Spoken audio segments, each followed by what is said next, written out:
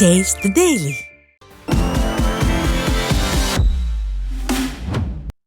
கடலூர் மாவட்டம் விருத்தாச்சலம் பதிவுத்துறை அலுவலகத்தில் முறைகேடாக மனைகளை கிரயம் செய்வதாக பகிரங்க குற்றச்சாட்டு எழுந்துள்ளது.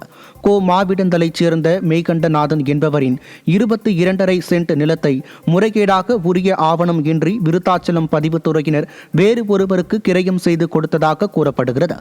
இது குறித்து கேட்டபோது பதிவுத்துறையினர் அலட்சியமாக பதில் அளித்த 6 மாதங்களாக அலைகழித்தனர். ஸ்டாலின் அரசு கமிஷன், கலெக்ஷன், கரப்ஷன் அரசு என்பதற்கு இச்சம்பவம் தக்கதொரு சான்றாக மாறி உள்ளதாக விமர்சனம் எழுந்துள்ளது. வெளியிலேருந்து வராங்க, நிறைய வராங்க, இதை பண்ணுங்கன்னு சொல்கிறாங்க, நாங்கள் பண்ணிடுறதா இருக்குது, இது பணம் வாங்கிட்டு பண்ணுறாங்க அப்படின்ற மாதிரி தகவல் உள்ளேருந்தே சொல்லியிருக்காங்க. இந்த தகவலையும் ஏறுங்க. இதை மாதிரி நான் படித்தவனுக்கே இந்த இதுன்னா படிக்காத பாமர மக்களுக்கு ஏகப்பட்ட பிரச்சனை இருக்குது. இதை யாரும் வெளியில் கொண்டு வர முடியல, எங்களால் அலைகழிக்க முடியல, எங்கள் வேலையை விட்டுட்டு நாங்கள் இதுக்குன்னு அலைய முடியல.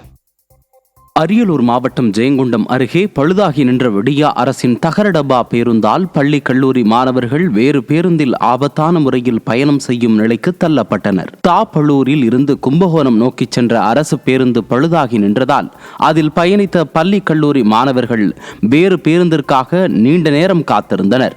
பின்னர் அவ்வழியாக வந்த அரசு பேருந்தில் கூட்டம் அதிகமாக இருந்த போதிலும் வேறு வழியின்றி படிக்கட்டில் தொங்கியபடியே மாணவர்கள் ஆபத்தான முறையில் பயணித்தனர். போக்குவரத்து துறை அமைச்சரின் சொந்த மாவட்டத்திலேயே அரசு பேருந்துகள் தரமற்று இருப்பது விடியா அரசின் திறமையின்மையை காட்டுவதாக மக்கள் விமர்சித்தனர்.